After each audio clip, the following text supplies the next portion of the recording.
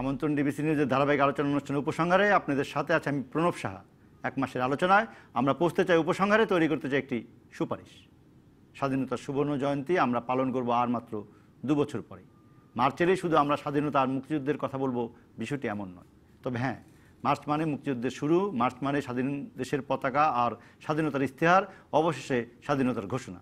March মানে 7ই March, March মানে 25 মার্চের কাল রাত, মার্চ মাস জুড়েই মুক্তিযুদ্ধের প্রস্তুতি। কিন্তু স্বাধীনতা 48 বছর পর আমরা মার্চ মাসে কি আবদ্ধ থাকবো 71-এর স্মৃতিচারণে? অবশ্যই নতুন প্রজন্মকে মুক্তিযুদ্ধের ইতিহাস জানাতে হবে, কিন্তু যে তরুণদের মনে আমরা রোপণ করেছি মুক্তিযুদ্ধের চেতনার বীজ, যে তরুণকে উৎসাহিত করছি দেশ গড়ার কাজে আত্মনিয়োগ করতে, তাদেরকে কিভাবে উদ্বুদ্ধ করবো আমরা? জাতির জনকের সোনার বাংলা গড়তে কি অঙ্গীকার আমাদের দরকার? কিভাবে আমরা যুদ্ধবিরোধী স্বাধীনতা বিরোধী শক্তিকে মোকাবেলা করে দেশের অগ্রযাত্রাকে এগিয়ে নিতে পারবো, তা আলোচনার দরকার আছে বই কি।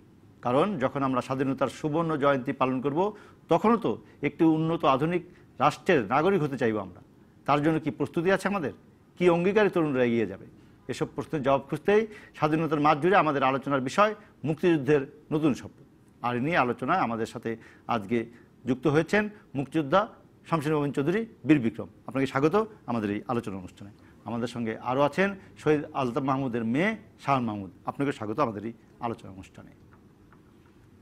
আমরা গতকাল থেকেই এই আলোচনার সূচনা করেছি। গতকালের পর্বে আমাদের স্টুডিওতে অতিথি এসেছিলেন স্বাধীনতা পদকপ্রাপ্ত মুক্তিযোদ্ধা, গবেষক ও লেখক অবসরপ্রাপ্ত লেফটেন্যান্ট কর্নেল কাজী সাজ্জাদ আলী জহির বীর প্রতীক এবং শহীদ মুনীর চৌধুরীর ছেলে অভিবাসন বিশেষজ্ঞ আসিফ মুনীর। আজকের পর্বের আলোচনা যাবার আগে আমরা দেখে নেব গত পর্বের আলোচনার অংশবিশেষ। চেতনা আর বিবেক দুটোকে যদি আমরা জাগ্রত করতে পারি, তাহলে আমার মুক্তিযুদ্ধ এগিয়ে যাবে। কারণ প্রত্যেকটা মানুষ যে আজকে স্বাধীনতার বিরুদ্ধে কথা বলে, তার বাবা দাদারাও তো কষ্ট পেয়েছে 71-এ। কেন হয়েছিল, কিসের মুক্তির কথা, মুক্তির যে যুদ্ধ, সেই কথাগুলোর ব্যাখ্যাগুলোকে এবং দরকার হলে দৃষ্টান্তগুলো নিতে হবে সারা বিশ্বের বিভিন্ন জায়গা থেকে। সেখান থেকে নিয়ে যদি আমি নতুন করে রিকনস্ট্রাক্ট করতে পারি, তখন কিন্তু একটা মানে নতুন আধুনিক বিজ্ঞান মনস্ক যাই বলতে চাই, মুক্তিযুদ্ধের একটা প্রেক্ষাপট তখন তৈরি হবে। দর্শক, আপনারা আমাদের সাথে যুক্ত হতে পারেন, প্রশ্ন করুন অথবা মতামত দিন টেলিভিশন দেখানো ফোন নাম্বারে। ফেসবুক এবং ইউটিউবে আমাদের অনুষ্ঠানটি দেখতে চাইলে সরাসরি ব্রাউজ করুন টেলিভিশন দেখানো পেজে। শুরু করছি উপসংহারে আজকের আলোচনা। আমাদের সাথে আছেন শামসুর রহমান চৌধুরী এবং শাওন মাহমুদ। শামসুর রহমান চৌধুরী, আপনাকে যদি শুরু করতে চাই, যুদ্ধ করেছেন, যুদ্ধ করার পর অনেকগুলো বছর, এখনও আমরা সৌভাগ্যবান যে আপনি আমাদের সাথে এখনও আছেন। আজকের এই 48 বছরের স্বাধীনতার মাসেও আমরা আপনাকে পাচ্ছি। আপনি কিভাবে দেখেন নতুন প্রজন্মের কাছে মুক্তিযুদ্ধের চেতনা বলি, মুক্তিযুদ্ধের স্মৃতিচারণ বলি, মুক্তিযুদ্ধকে কেন্দ্র করে ভবিষ্যতে এগিয়ে যাওয়ার প্রেরণা বলি, আপনি কিভাবে আমাদেরকে দিবেন, আমাদের পরবর্তী প্রজন্মকে দিবেন? ধন্যবাদ আপনাকে। আমাদের এই মার্চ মাসের শুরুতেই মুক্তিযুদ্ধ নিয়ে আপনার যে আলাপ আলোচনা করছেন অত্যন্ত প্রাসঙ্গিক, শুধু বর্তমান কালের জন্য নয়, বিশেষ করে আগামী কালের জন্য, আগামী প্রজন্মের জন্য। এই ঐতিহাসিক মাসে আমি স্মরণ করি গভীর শ্রদ্ধার সাথে আমাদের মুক্তিযুদ্ধে যারা শাহাদত বরণ করেছিলেন, ত্যাগ স্বীকার করেছিলেন, চরম ত্যাগ স্বীকার করেছিলেন, সাহসিকতার পরিচয় দিয়েছিলেন। যে কৃষক লাঙল পাশে রেখে অস্ত্র হাতে তুলে নিয়েছিল, যে মজুর তার কাজ বন্ধ করে আমাদের সাথে মুক্তিযুদ্ধে, যে নারী কলেজের চাকরি ঝুঁকি রেখে বাংলাদেশ স্বাধীন বাংলাদেশে বেতার কেন্দ্রে এসে 28শে মার্চে বলেন যে আমি বাংলার মা বোনের কাছে আহ্বান জানাচ্ছি, আপনারা এগিয়ে আসেন। আমি প্রত্যক্ষ সাক্ষী এইসব ঘটনার। এখন মুক্তিযুদ্ধ 71-এ ঘটেছে, কিন্তু মুক্তির যে আমাদের সংগ্রাম, এটা কিন্তু দীর্ঘ একটা সংগ্রাম, দীর্ঘদিন একটা সংগ্রাম। ধারাবাহিকতায় আমরা 71-এ মার্চে এসে আমরা পৌঁছাই। কারণ আগামী প্রজন্ম বা বাংলাদেশের বাইরেও যারা রয়েছে, তারা আমাদের এই মুক্তিযুদ্ধটাকে কিভাবে দেখবে, মুক্তিযুদ্ধের মূল্যবোধকে তারা কিভাবে তারা স্বীকৃতি দিবে, মুক্তিযুদ্ধের মূল্যবোধকে তারা ধরে কিভাবে দেশকে এগিয়ে নেবে। আপনি দেখেন, যখনই ভিয়েতনামের কথা ওঠে, ভিয়েতনামের যুদ্ধের কথা দিয়ে কিন্তু কথাটা ওঠে, যে এই যুদ্ধের থেকে বেরিয়ে এসে ভিয়েতনাম আজকে এতদূর এগিয়েছে।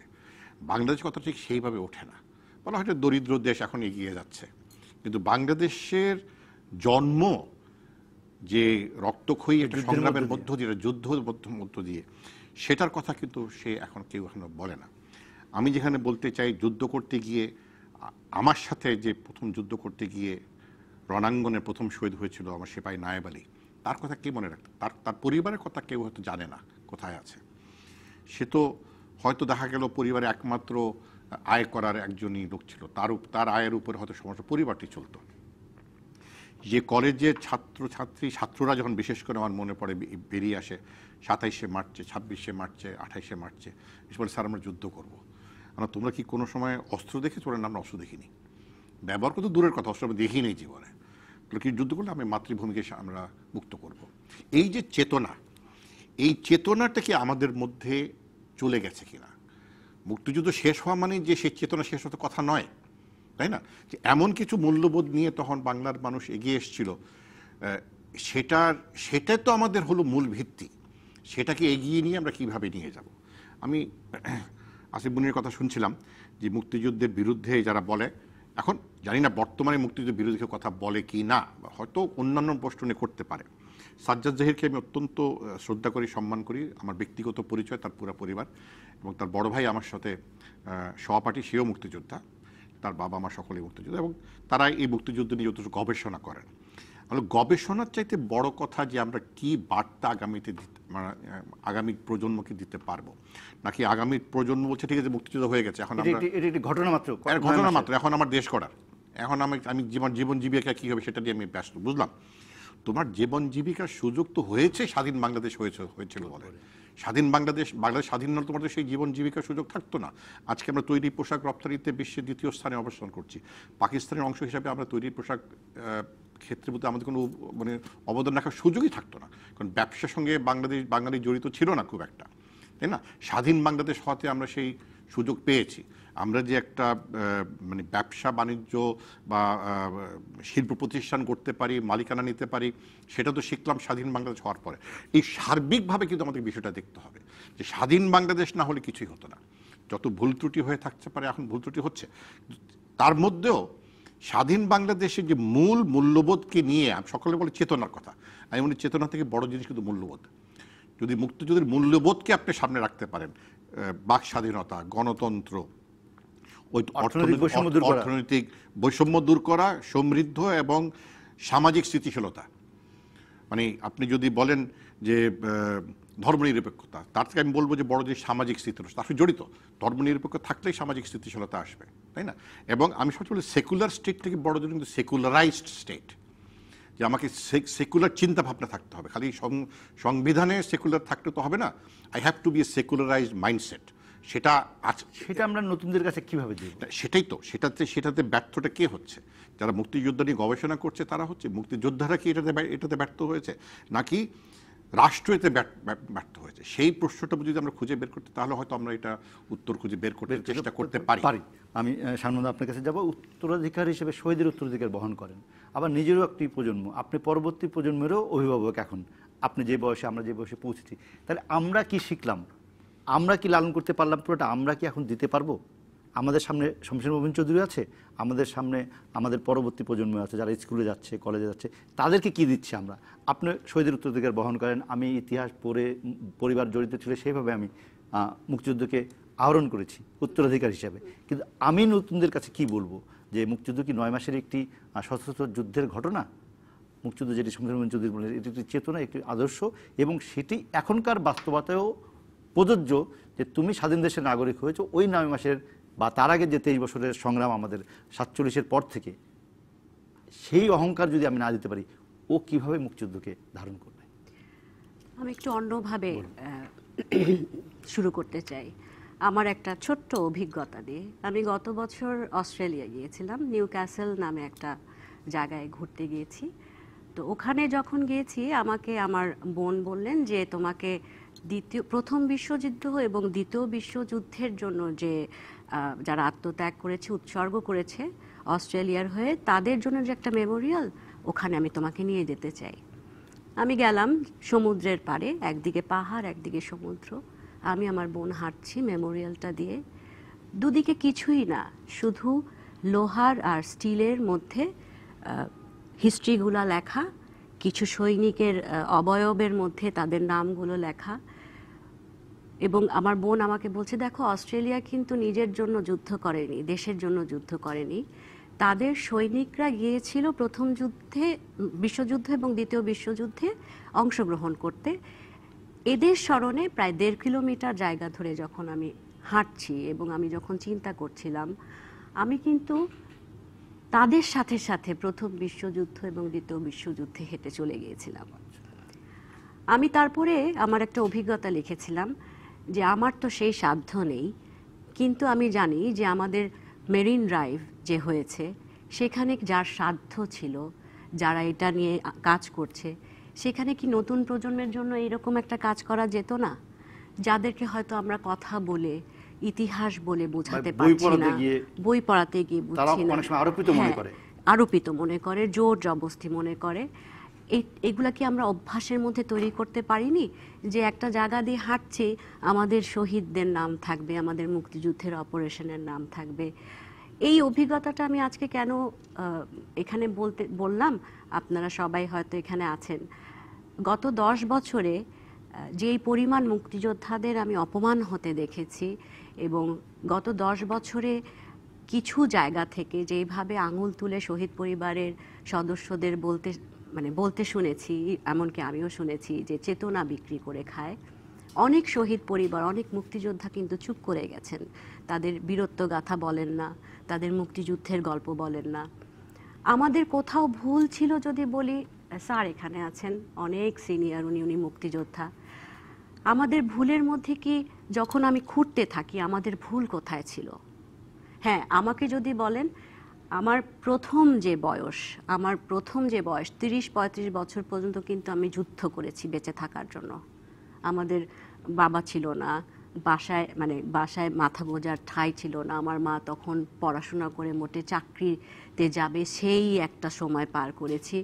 তার মধ্যে 75 এসেছে, জাতির পিতার মৃত্যু, ছাদ ভেঙে পড়েছে চারিদিক দিয়ে, উচ্ছেদ হয়েছি বাসা থেকে, সব কিছু মিলে কিন্তু যুদ্ধ করেছি। অথবা কোথাও গিয়ে ভেবেছিলাম যে মুক্তিযোদ্ধারা আছেন, আমাদের আর ভয় কি?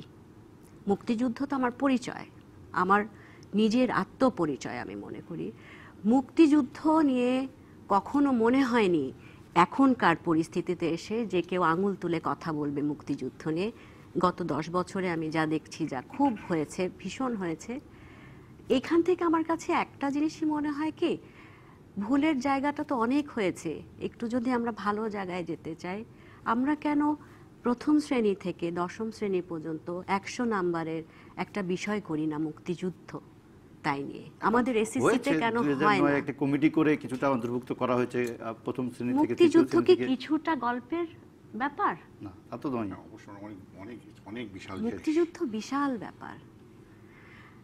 এই ছোট ছোট জিনিসগুলা থেকে এখন যেটা মনে হয়, যেমন স্যার বলছিলেন ওনার ফেসবুক নেই, আমি অনলাইনে অসম্ভব রকমের অ্যাক্টিভ। আমরা অনলাইনে যেই পরিমাণ যুদ্ধ করি মুক্তিযুদ্ধ নিয়ে, এটা যেই পর্যায়ে এখন এসছে, সেখান থেকে যদি আমি চিন্তা করি, সেখানে যে সাইবার জগতের কথা আপনি তুলেন, সেখানে যুদ্ধ করতে হচ্ছে কেন? তার কি বিরোধী শক্তি আছে? অবশ্যই। এবং আমাদের তো আর্কাইভ নেই, আমাদের রেফারেন্স নেই, আমাদের বিভিন্ন জায়গায় যেরকম মাঝখানে ভুয়া মুক্তিযোদ্ধা যে বের হলো, আমাদের কতটা নৈতিক স্খলন হলে আমি ভুয়া মুক্তিযোদ্ধা হয়ে আমি সরকারি সুযোগ সুবিধা নিতে পারি? কিন্তু এই নৈতিক জায়গায় তো আমাদের যুদ্ধের ব্যাপার ছিল। শামসুল যদি বলেন যে আপনি একটি সামরিক বাহিনীর চাকরি করা মানুষরা যখন যুদ্ধে যুক্ত হলো, কেন? নৈতিকের ব্যাপার থেকে, অবশ্যই দায়িত্বের ব্যাপার থেকে। সেখানে উল্টো একজন মানুষ মিথ্যে কথা বলে তার সুবিধা নেওয়ার চেষ্টা করে। এবং সামরিক বাহিনীতে তো আমরা তো পাকিস্তান সামরিক বাহিনীর সদস্য ছিলাম, তাই না?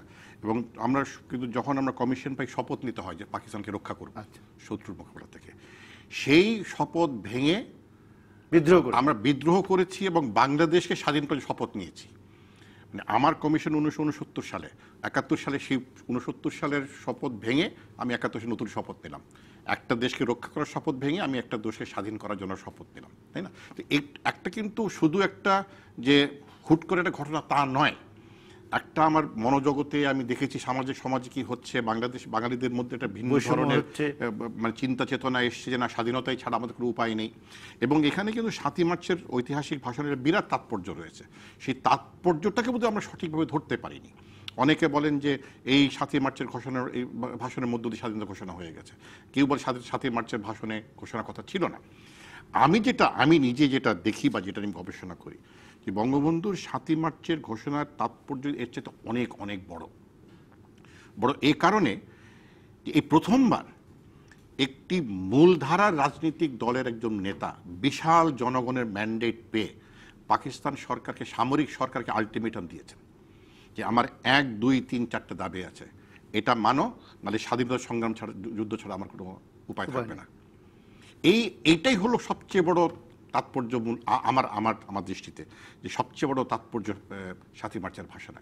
এবং আমি প্রত্যক্ষদর্শী হিসাবে আমি আজকে বলতে পারছি আপনাদের সামনে যে 7ই মার্চের বঙ্গবন্ধুর ঘটনা 3 থেকে 4 ঘন্টার মধ্যে চট্টগ্রামে বাঙালি সিনিয়র সামরিক বাহিনী অফিসারদের মধ্যে একটা গোপন বৈঠক হয় যে এই ঘোষণার পরে, এই ভাষণের পরে তো আমাদের প্রস্তুতি নিতে হবে। কারণ এই ভাষণের পরেই তো পাকিস্তান এখন আরো সোচ্চার হয়ে উঠবে, যে এখন তো বোধহয় স্বাধীনতা ঘোষণা এসেই যাচ্ছে। তখনই তো আমাদের এই প্রথম ঘটনাটা শুরু হয়। কর্নেল এম আর চৌধুরীর নেতৃত্বে সিনিয়র অফিসাররা ছিলেন, মেজর জিয়া রহমান ছিলেন সেখানে আমিন আহমেদ চৌধুরী ছিলেন, ক্যাপ্টেন রফিক ছিলেন। চট্টগ্রাম স্টেডিয়ামে সেই বৈঠকটা হয়েছিল। এবং রাতে আমাদেরকে, আমরা যারা কনিষ্ঠ সদস্য ছিলাম, কাছে এসে বলা হয় যে সিদ্ধান্ত হয়েছে যদি পাকিস্তান সেনাবাহিনী আমাদেরকে নিরস্ত্র করার চেষ্টা করে, সেটাই তাদের প্রথম পরিকল্পনা ছিল, যে বাঙালিদেরকে নিরস্ত্র করব, পুলিশ, ইপিআর এবং সামরিক বাহিনী, আমরা সেটা প্রতিরোধ করব।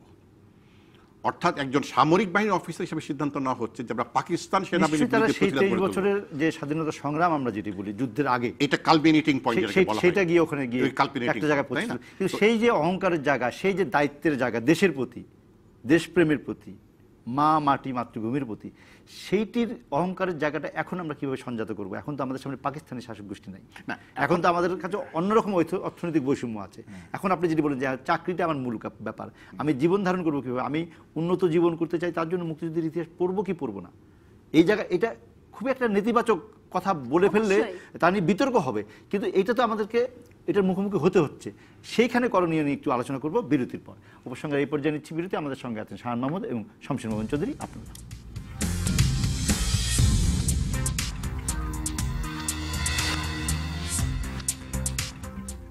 আমন্ত্রণ আরেকবার উপসংহারে। আজ আমরা আলোচনা করছি মুক্তিযুদ্ধের নতুন শপথ। এই নিয়ে আমাদের সঙ্গে আছেন শমশের মোহন চৌধুরী এবং শাহান মাহমুদ।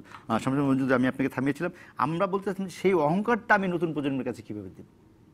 না, এটা হলো যে মুক্তিযুদ্ধের পুরো ঘটনাটা শুধু সশস্ত্র যুদ্ধটা নয়, সমস্ত সংগ্রামটা, দীর্ঘদিনে সেই সংগ্রামটা, এবং কোথায় গিয়ে সেটা একটা 25শে মার্চের রাতে একটা অবস্থানে পৌঁছানো, 70-এর নির্বাচন বলেন, সব কিছুকে নিয়ে, যে এটার কারণে কিন্তু আমরা এই বাংলাদেশ হিসাবে আমরা এখানে এসেছি, শুধু মানচিত্র বা একটা পতাকার জন্য নয়, আমাদের মানে অস্তিত্ব সঙ্গে জড়িত।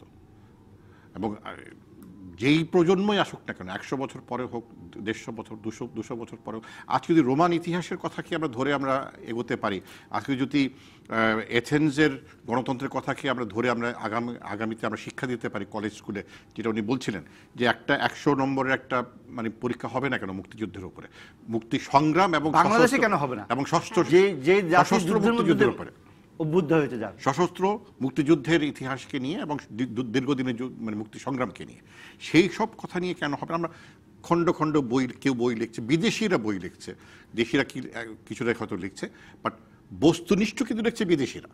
তারা বাইরে থেকে এই যুদ্ধকে তারা বিশ্লেষণ করছে বলেন, পর্যবেক্ষণ করছে বলেন, কি ঘটেছিল 25শে মার্চের আগে, কি ঘটেছে 25শে মার্চের পরে, সব ধরনের কথা এখানে এসছে, এবং কি প্রেক্ষাপটে কি সিদ্ধান্তটা নেওয়া হয়েছিল, এই সব কিছুকে আপনি যদি সামনে রেখে, আমি একসাথে বলি যে ইতিহাস কিন্তু অত্যন্ত মূল্যবান একটা জিনিস, কারণ একটা জাতি বেঁচে থাকে তার ইতিহাসের উপরে। তবে ইতিহাসকে যেন আমরা নিজেকে যেন মানে শেকলবদ্ধ যেন না হই, যে ইতিহাসে আমি পড়ে থাকবো না, ইতিহাসকে ধরে আমি কিভাবে এগোবো, ইতিহাসকে মাথায় রেখে আমি কিভাবে এগোবো, সেটা যদি আপনি মূল একটা বার্তা দিতে পারেন আগামী প্রজন্মকে, মানে সকলের সম্মিলিত প্রচেষ্টায়, শুধু মুক্তিযোদ্ধাদের না, এখানে কিন্তু সমাজের প্রত্যেকে আসতে হবে, রাজনীতিবিদদের আসতে হবে, ওই ইতিহাসবিদদের আসতে হবে, অর্থনীতিবিদদের আসতে হবে। অর্থনীতির দিক দিয়ে আমাদের একটা বিরাট একটা চাওয়া পাওয়া ছিল, বৈষম্য যেটা ছিল পূর্ব পাকিস্তান পশ্চিম পাকিস্তানের মধ্যে, সেখানে বিভিন্ন সময় বিভিন্ন ব্যক্তি কি ভূমিকা রেখেছেন, কেন কি ভূমিকা রেখেছেন, কেন মুনিম খানের মতো লোক পুরো পাকিস্তানের গভর্নর হতে হয়েছিল, এই এবং তাকে কিভাবে প্রতিবাদ করা হয়েছিল, ছাত্র সমাজের ভূমিকা, যুব সমাজের ভূমিকা সব সামনে আনতে হবে। সেটিকে সামনে এনে বুঝাতে হবে যে আমরা এর মধ্য দিয়ে এসেছি, তোমাকেও এটার সঙ্গে থাকতে হবে এবং এটাকে মাথায় রেখে তোমাকে এগোতে হবে। শামীম মাহমুদ যদি বলেন, আমাদের গতকালের আলোচনা একটা ছিল যে আমরা মুক্তিযুদ্ধ করেছি, এখন একটা মুক্তির যুদ্ধ করতে হবে, সেই মুক্তিযুদ্ধকে আশ্রয় করে। কারণ আমরা মুক্তিযুদ্ধ করেছিলাম বৈষম্যের বিরুদ্ধে, আমরা মুক্তিযুদ্ধ করেছিলাম মানুষের অধিকারের জন্য। আমার বাংলা ভাষা আমার অধিকার, আমার মাতৃভাষার অধিকার, সেই সমস্ত অধিকার এবং সেই যে মুক্তির যে যুদ্ধ, এখন যদি আমরা সেভাবে বলি, তাহলে এই যে আপনি একটু বলছেন যে 100 মার্কের কেন থাকবে না, তো সেটি করলেও কি যথেষ্ট, বা সেটিও কেন হচ্ছে না, আপনি কি মনে করেন? আমি এই প্রসঙ্গে আমি একটি আজকে তথ্য পেলাম যে 2009 সালে প্রথম একটি কমিটি হয়েছিল যে পাঠ্যপুস্তকে কিভাবে বঙ্গবন্ধু এবং মুক্তিযুদ্ধের ইতিহাস এবং সেই বিষয়ে অন্তর্ভুক্ত হবে, এবং সেটি নানাভাবে আছে, তৃতীয় শ্রেণী থেকে মোটামুটি আছে, আস্তে আস্তে এটা বেড়েছে, এটি কমিটি করে করা হয়েছে, সেটা 2009 সালে হয়েছে। আমি ছোট্ট দুইটা উদাহরণ দিব যে কেন আমরা এত বিভ্রান্তিতে পড়ি এবং বিতর্কিত হই বারবার। যারা স্বাধীনতার সাক্ষী, একদম সরাসরি সাক্ষী, ধরেন এই যে তৎকালীন ডাকসুর ভিপি আসম রব, উনি 2রা মার্চ একটি অনুষ্ঠানে বলেছেন, পতাকা তৈরির উদ্যোক্তা, 2রা মার্চের পতাকা উত্তোলনের উদ্যোক্তা, 3রা মার্চ স্বাধীনতার ইশতেহার বা স্বাধীনতার ঘোষণার উদ্যোক্তা, 7 মার্চ বঙ্গবন্ধুর ভাষণ, বঙ্গবন্ধু উপাধি যে মানুষটির পরিকল্পনা করেছিলেন তার নাম হচ্ছে সিরাজুল আলম খান। সেই মানুষটিকে কি আমরা স্মরণ করব না? ইতিহাস কি তাকে মূল্যায়ন করব না? এটি একটি। দ্বিতীয় হলো, সেই ভিডিও ক্লিপটা নিয়ে আমি আসিনি, আমি দেখাতেও চাই না।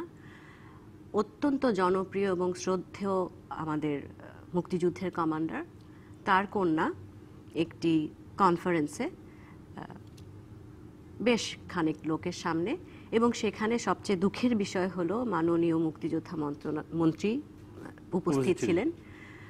উনি কথার প্রেক্ষিতে কথা বলতে গিয়ে বললেন যে আমার বাবাই স্বাধীনতার ঘোষক।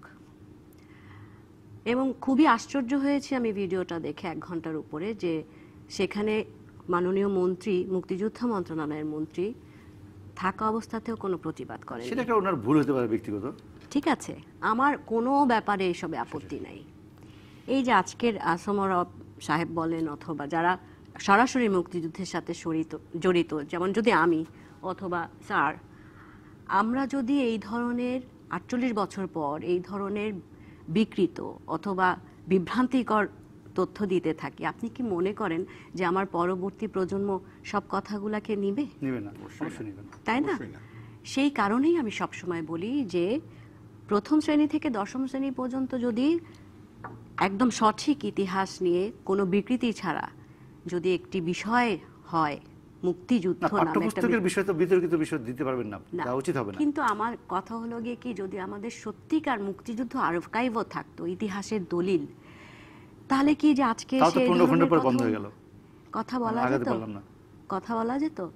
সেই 15 খণ্ডের মধ্যেও তো অনেক রকমের বিভ্রান্তি আছে, যে কারণে আগানো যায়নি। আমি ঠিক মতো জানি না, আমি ওটার সাথে জড়িত ছিলাম না। সরকারিভাবে কিন্তু এই বিষয়গুলো নিয়ে আমার অনেক মান অভিমান আছে মুক্তিযুদ্ধ মন্ত্রণালয়ের সাথে, যে থাকতে পারে, কারণ মুক্তিযুদ্ধ মন্ত্রণালয় তো হলো যুদ্ধের অনেক বছর পর। সেটাই, আমার এইটা খুব মান অভিমান আছে যে এত বীরত্বের গল্প বলি আমরা, এত অর্জনের কথা বলি আমরা, কোনো কিছু হলেই মুক্তিযুদ্ধকে সামনে টেনে নিয়ে আসি। আমরা মুক্তিযুদ্ধের বেদনাকে কখনো খুঁড়ে দেখতে চাই না, যে একজন বীরাঙ্গনা কোথায় বেঁচে আছে, একজন শহীদের সন্তান কোথায় বেঁচে আছে। আজকে ধরেন আমি আজকে এখানে এসেছি, এই আশাটা কিন্তু অনেক যুদ্ধের পরে আমি এসে আপনার সাথে এইভাবে কথা বলছি, সবার সাথে কথা বলছি।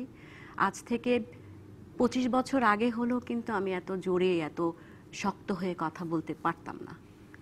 বা আমরা যারা যুদ্ধ করার সুযোগ পাইনি বয়সের কারণে, তারাও তো একটা ঘটনা শাহবাগে ঘটানোর চেষ্টা করেছিলাম। সেটাই আমি বলছি যে অনলাইনে আমরা একটা জায়গায় ছিলাম, তাহলে তো আমাদের হতাশ হওয়ার কিছু নাই।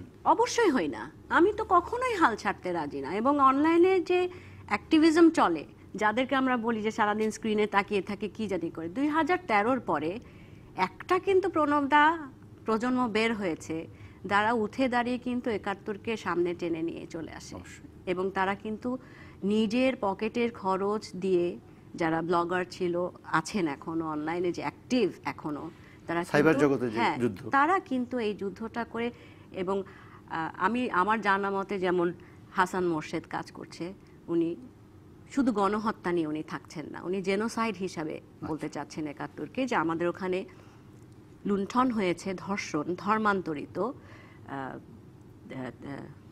লুটতারাজ, আগুন সংযোজন এবং খুন সবকিছু সবগুলো। মিলিয়ে কিন্তু গণহত্যা যা যা জেনোসাইড, উপাদান সবকিছু। অমিপিয়াল জন্মযুদ্ধ যে তৈরি করে উনি ওনার তথ্য নিয়ে কিন্তু আমাদের ট্রাইব্যুনালে কাজ হয়েছে, ট্রাইব্যুনালের সময় সেটা তো আমাদের একটা কাজ ব্যাপার, লেগেছে। এত বছর পর ট্রাইব্যুনাল আমরা করতে পেরেছি, হ্যাঁ, সেই ট্রাইব্যুনালের রায় অসম্ভব হয়েছে, সার্থকতা সেই আছে। রায়ের মানে কার্যকর হয়েছে। কিন্তু বাংলাদেশে ওখানে গিয়ে থেমে যাদেরকে- থাকলে হবে না, যে আমরা শুধু শীর্ষ কয়েকজন রাজাকারকে ধরে যে আমরা না, কিন্তু কি সেটাকে তো করেছি। একটা মূল্যবান করতে হবে। অবশ্যই। 2001 থেকে 2006 পর্যন্ত যারা পতাকা উড়িয়েছে, হ্যাঁ। 2013 থেকে 15 মধ্যে তাদেরকে কিন্তু ফাঁসি কাটতে দিতে অবশ্যই। হয়েছে। এবং সেটা তো আমি একটা আরেকটা কথা অকল্পনীয় বিষয় হয়ে বলতে গেছিল চাই, বাংলাদেশের জন্য। আমি সবসময় কৃতজ্ঞতা জানাই একটা জায়গায়, যে 1972-এর পর থেকে তো গুটি কয়েক মানুষের দাবি ছিল যুদ্ধ অবধিদের বিচার চাই, আমরা এই ব্যাপারে জানাতে চাই।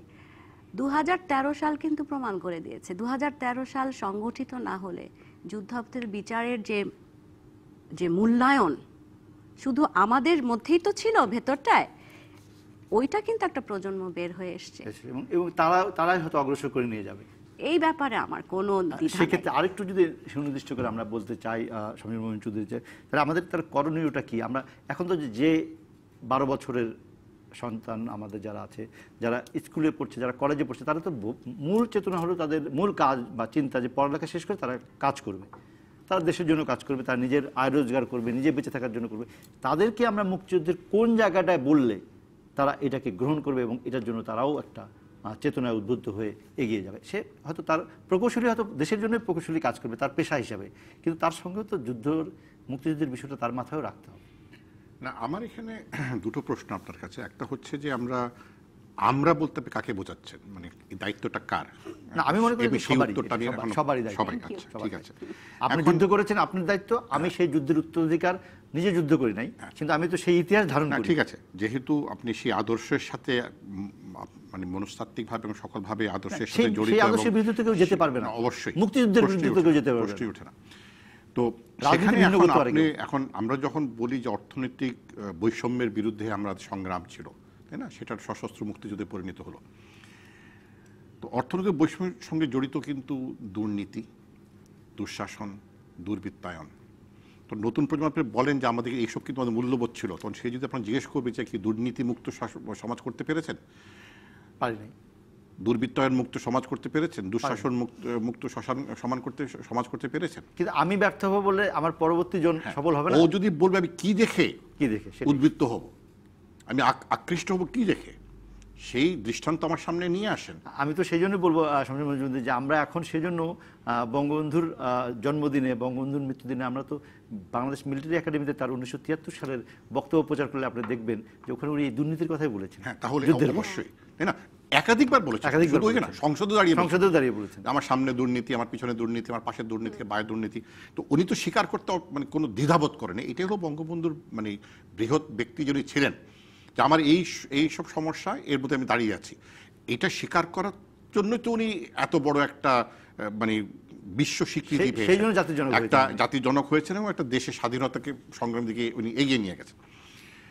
তো এখন এই বিষয়গুলো আমাদের মাথায় আনতে হবে যে আমরা সমাজকে কিভাবে গড়ে তুলতে পারলে আমরা আগামী প্রজন্ম বলতে পারবো যে এই সমাজের জন্য কিন্তু আমাদের দীর্ঘদিনের সংগ্রাম, এই সমাজের জন্য কিন্তু আমাদের আত্মত্যাগ, চূড়ান্ত ত্যাগ, প্রাণ বিসর্জন, সকল স্তরে সকল সমাজ, শুধু আমরা যারা অস্ত্রধারী ছিলাম বা যারা আমরা পোশাকি সদস্য ছিলাম সামরিক বাহিনী, তারা নয়। আমি এখনো মনে করি যে 29শে মার্চ 1971 আমরা চট্টগ্রামের স্পাইনি হিলে উপরে দাঁড়িয়ে একটা অপারেশন করছে পাকিস্তানের বিরুদ্ধে, জিয়া রহমান আমাকে পাঠালে ওখানে গিয়ে একটা অবস্থান, বৃষ্টির মতো গুলিবর্ষণ হচ্ছে, উভয় আমরাও করছি, ওরাও করছে। এর মধ্যে ওই গ্রামের সাধারণ লোক থালায় করে খাওয়া নিয়ে আসছে, আচ্ছা, আপনাদের জন্য।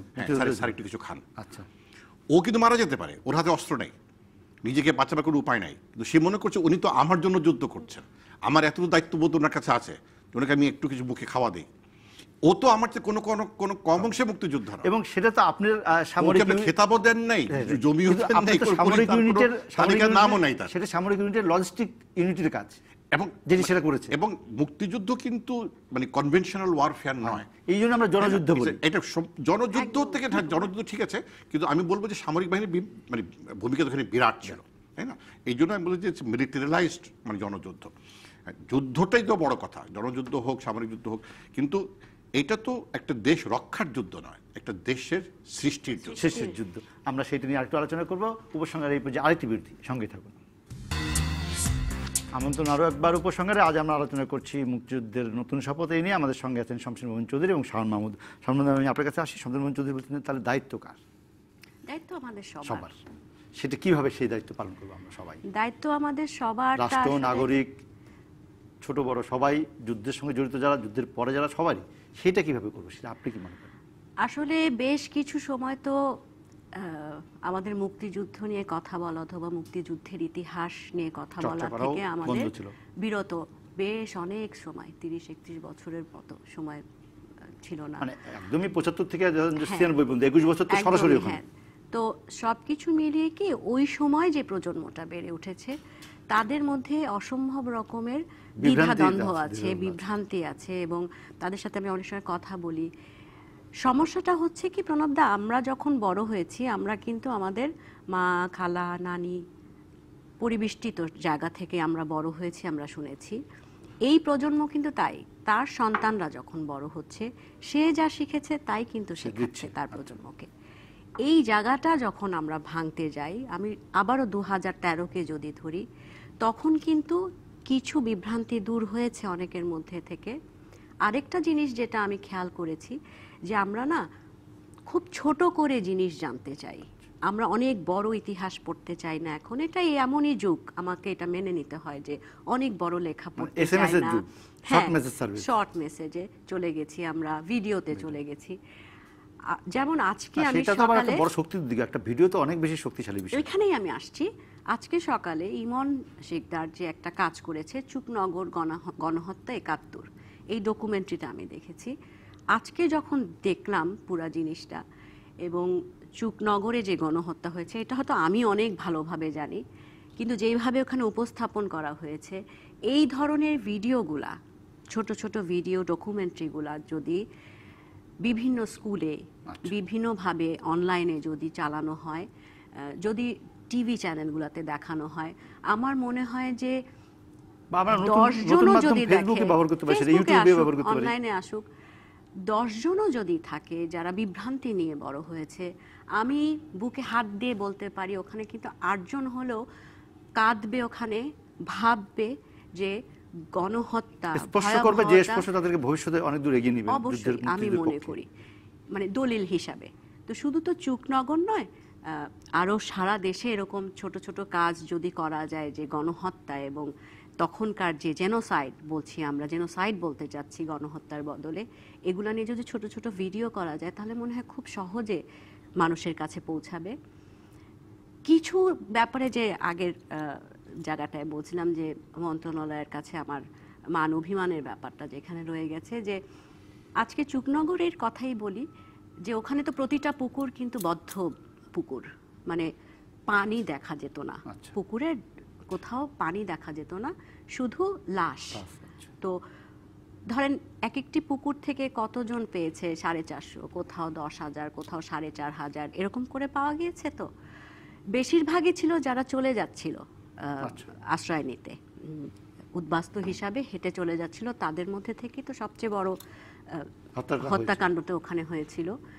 সবচেয়ে দুঃখের বিষয় কি, ধরেন যেখানে 4,500 লাশ পাওয়া গেছে, 4,500-এর উপরে একটা পুকুরে, যে বড় পুকুরটা থেকে পাওয়া গেছে, সেখানে মাত্র 13 না 14 জনকে আইডেন্টিফাই করা গেছে, যে তাদের নাম অথবা, আর সবাই গণশহীদের তালিকায়, নাম পরিচয় নেই, কোনো নেই। এবং একটা কথা মানতে হবে, আমরা যদি বলি ভয়াবহতা 9 মাসের, প্রতিদিন আমাদের দেশে 9 মাসে 15 থেকে 16,000 হত্যা করা হয়েছে। কিন্তু যেখানে অন্য জায়গায় যদি আপনি ভাবেন, যদি অন্যান্য জেনোসাইডগুলো, ওখানে হয়তো 300-400 থাকে, কখনো 1200 হয়েছে, কিন্তু 9 মাস এরকম ভয়াবহতা আর কোনো ইতিহাসে কিন্তু নেই। আর একটা কথা আমি বলতে চাই যে এখন গিয়ে যদি আমরা সংখ্যায় থেমে যাই, সংখ্যাটা কিন্তু বলতে খুব সহজ লাগে, 30 লাখ, 5 লাখ মা ভাই বোন, 30 লাখ শহীদ, কিন্তু প্রতিটা সংখ্যায় কিন্তু একটা করে মুখ আছে, একটা করে পরিবার আছে। পরিবার আছে, তো সেটা তো আরো অন্য বড় বড় অঙ্কের বিষয়, বড় সেটা হিসেবের বাইরে। শামসুল মনির যদি বলি, আমরা এই একটা তো হত্যাকাণ্ড আছে, একটা যুদ্ধ আছে, বীরত্বের ব্যাপার আছে, সেটাও কি খুব বেশি আমরা নতুন প্রজন্মকে জানাতে পারছি? না, এখন প্রথম কথা, আপনি যদি একটা নৈতিকভাবে একটা সিদ্ধান্ত নেন যে প্রতিটি যোদ্ধা যারা যুদ্ধ করেছে, হ্যাঁ, সামরিক হোক বেসামরিক হোক, সে কৃষক হোক, সে ক্ষেত মজুর হোক, যেই হোক, সেটাকে স্বীকৃতি দিতে হবে মুক্তিযোদ্ধা হিসাবে। তার অন্যান্য ব্যাপার নিয়ে আমার প্রশ্ন থাকতে পারে, তাই না? সে অস্ত্র হাতে তুলে নিয়ে একটা যুদ্ধ করেছে একটা দেশের স্বাধীনতার জন্য, সেখানে যেন কোনো রকমের কোনো মুক্তিযুদ্ধের ঘটনাকে নিয়ে কোনো যেন বিকৃত বা কোনো যখন বিকৃত করতে চেষ্টা না করা হয়। সেটা যদি আপনি একটা ফান্ডামেন্টাল পজিশন যেটা বলা হয় যে নৈতিকার অবস্থানে আপনি চলে আসেন, সেখান থেকে আপনি এগোতে পারবেন যে না, মুক্তিযুদ্ধ নিয়ে আমাদের কোনো বিতর্ক নেই। এখন আমরা এই মূল্যবোধের ভিত্তিতে এরা এই করেছিল, এই প্রেক্ষাপটে এই করেছিল, তারা একটা দেশকে স্বাধীন করার জন্য স্বাধীনতা মুক্ত, এটা মুক্তিযুদ্ধ বলি আমরা, স্বাধীনতা যুদ্ধ বলি না, আমরা মুক্তিযুদ্ধ বলি। দেশ জাতিকে মুক্তি করার জন্য এই তাদের অবদান। তার আগে বা পরে তার সাথে আমার কি মতের বিরোধ থাকতো সেটা অন্য জিনিস, কিন্তু মুক্তিযোদ্ধা হিসেবে তাকে আমাকে স্বীকৃতি দিতে হবে। সেই স্বীকৃতি দিয়ে আমরা এগোই, তাহলে আমরা হয়তো কিছুটা কাজ করতে পারবো।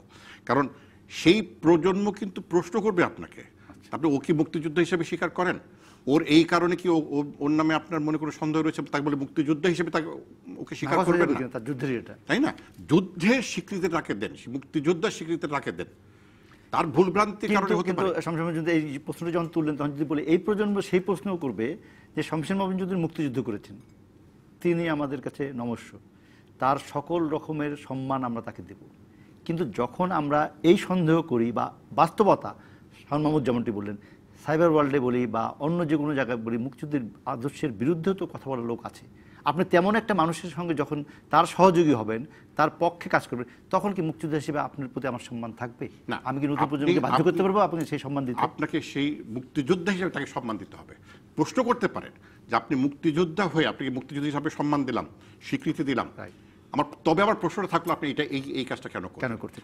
এখনকার তৎপরতা মুক্তিযুদ্ধের পক্ষে যায় না। মুক্তিযোদ্ধা হিসাবে আপনার অবস্থাকে আপনি বিলীন করে ফেললেন, সেই কথাটাকে বলতে পারতে হবে আমাকে, তাই না? তাহলে কিন্তু আপনি বস্তুনিষ্ঠ অবস্থান নিতে পারবেন। কিন্তু সে যে মুক্তিযুদ্ধ করেছে, যেই হোক, সে মুক্তিযুদ্ধ করেছিল, মুক্তিযোদ্ধা অনেক মানে অস্ত্রধারী মুক্তিযোদ্ধা কিন্তু পরে বিভিন্ন ধরনের কাজ করেছে, সেটাও কিন্তু সেই আছে। আমি সেই মূল্যায়নে যাবই না, আমি সেটা তো রাজনৈতিক মূল্যায়নে চলে গেলাম। আমার কিন্তু মুক্তিযুদ্ধের মূল্যায়ন নিয়ে আমার এখানে প্রশ্ন যে, এবং যারা মানেনি তারা ভুল করেছে। এখন আমাদের সময় এসছে যে মুক্তিযুদ্ধের মূল মূল্যবোধে যাওয়ার এবং সেখানে আগামী প্রজন্মকে সেই মুক্তিযুদ্ধের মূল্যবোধের বার্তা এবং বাণী দিয়ে দেশ করে তুলতে হবে। তুমি লেখাপড়া শেষ করে অবশ্যই চাকরি খুঁজবে, কারণ চাকরি সকলে, এটা তো ন্যাচারাল টেন্ডেন্সি। কিন্তু তোমার চাকরি খোঁজার আগে মনে করতে হবে স্বাধীন একটা দেশে, যেই স্বাধীনতার জন্য এতটা লোক প্রাণ দিয়েছে, এতটা লোক শাহাদাত হয়েছে, এতটা লোক সংগ্রাম হয়েছে, দীর্ঘদিনের সংগ্রাম হয়েছে, বিভিন্ন ধরনের সংগ্রাম হয়েছে।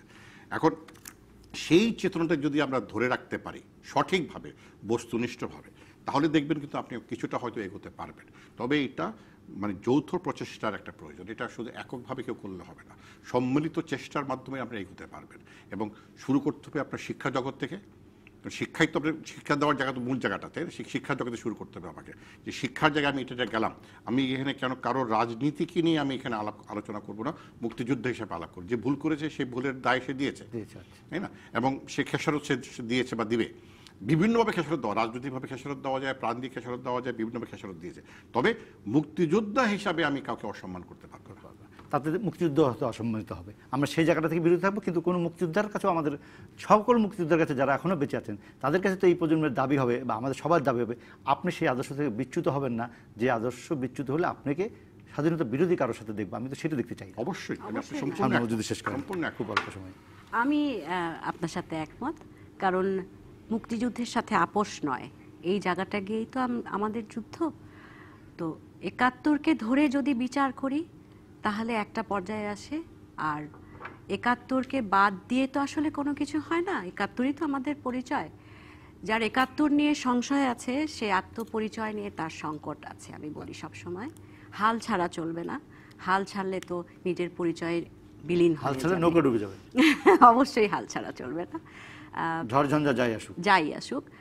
তবে মুক্তিযুদ্ধ নিয়ে আসলে অনেক অনেক কাজ করবার আছে, অনেক কিছু বলবার আছে। আশা করি আগামীতে এমন এমন কাজ হবে যেটার জন্য কখনোই আর আমার এরকমভাবে আক্ষেপ করে বলার কিছু থাকবে না। বা আক্ষেপ থেকেই তো কাজ করার উৎসাহ হবে, যে আপনি তখনই তো আক্ষেপ করবে যখন আপনি কাজ করতে চান। হ্যাঁ, এবং এখন আপনার একার আক্ষেপ থেকে পক্ষে তো আপনি নিজে না সম্ভব করলে না। আরেকজন করবে। হ্যাঁ। আমরা সেই জন্য সেই অভিমানটাও তো আমরা দিতে চাই, অবশ্যই। যে কেন কিছু হচ্ছে না। অবশ্যই। শামসুল চৌধুরী, আপনাকে ধন্যবাদ। ধন্যবাদ শাহনূর আপনাকেও। আজকের মতো শেষ করছি উপসংহার। ফিরবো আগামী শুক্রবার রাত 10টায়। আলোচনা করবো আবারও মুক্তিযুদ্ধের শপথ, নতুন শপথ এই নিয়ে। থাকবেন নতুন থাকবেন আপনারা ডিবিসি নিউজের সঙ্গে থাকুন 24 ঘন্টা।